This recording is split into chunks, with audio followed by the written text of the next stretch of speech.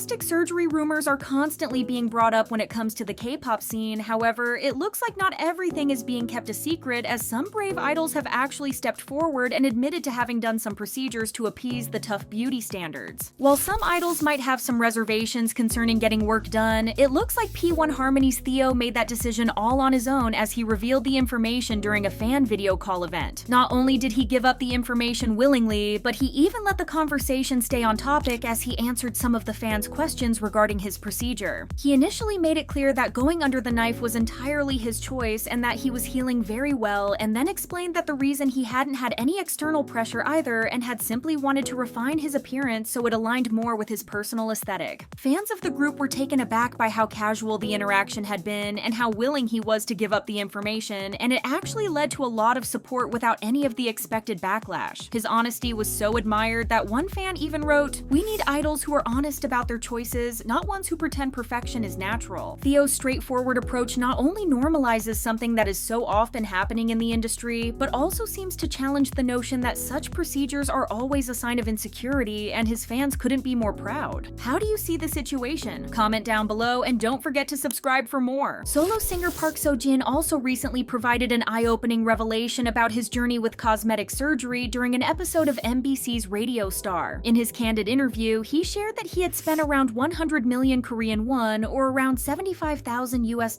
on many different procedures throughout his career. The high number already shocked the show's hosts, however. When Park Seo Jin brought out before and after pictures, it seemed like the entire set was at a loss for words. He looked almost unrecognizable as he revealed that he had undergone a nose job once and had his eyes surgically enhanced 3 times. So Jin explained that he was actually going for a more natural look, which is why he only went for 1mm adjustments. However, the host shock spoke of more than just a subtle change. Moreover, the most expensive part of his procedures was actually done on his teeth and on the many injections in his face. Beyond facial changes, he even admitted to having done a hair transplant, and it's clear viewers and staff were extremely impressed by everything he was willing to admit on camera. Not only was this one of the most truthful conversations about plastic surgery, but it was also clear that he had no insecurity in admitting any of it. When asked about what had motivated him to do so much work, Seo Jin decided to be completely honest yet again, as he made it clear that the most important thing for him was to look natural, which is why the procedures cost him so much. Despite the before and after being so shocking, there's no denying that his current look is impressively natural, which means every penny seemed to have been well spent. While there are many stories out there of people spending thousands on a ton of procedures and regretting it, it sounds like Seo Jin has absolutely no regrets, and his honesty is certainly inspirational for breaking the stigma in K-pop.